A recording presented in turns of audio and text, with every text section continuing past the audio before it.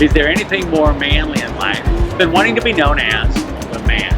Think about it. Who doesn't want to be known as the big man on campus? The man with the plan. The manly man. You the man. Robbie. And of course, we can't forget about the beer man.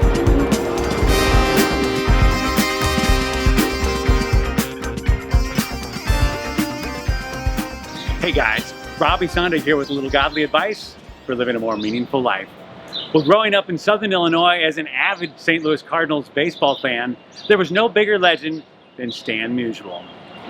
This guy collected over 3,000 hits in his career, won the Most Valuable Player award 3 different times, and when he retired, he was the career leader for the National League in number of games played, number of at-bats, number of hits.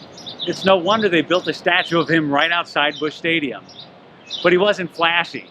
In fact, to paraphrase sportscaster Bob Costas, Stan Musial's last hit of his career wasn't a homer, it was a single. And he didn't marry Marilyn Monroe, he married his childhood sweetheart, and he stayed married to her. And he didn't play with the style of Willie Mays.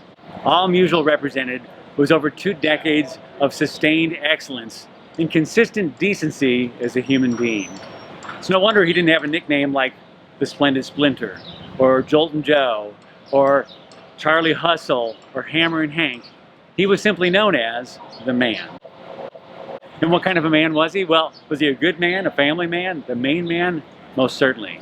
But probably the best description of the kind of man he was came from former Boston Braves pitcher Johnny Sain, who once said of Musial, "He'll kill you at the plate, but he was a gentleman." While most of us have never played professional baseball and probably never will, all of us have that same opportunity to be that kind of a gentleman. Philippians 4:5 says, "Let your gentleness be evident to all. The Lord is near."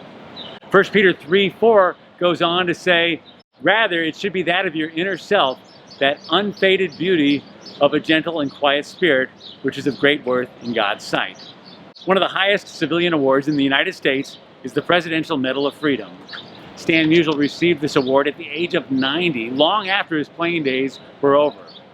On that special day, President Obama called Musial an icon, untarnished, a beloved pillar of the community, and a gentleman you would want your kids to emulate.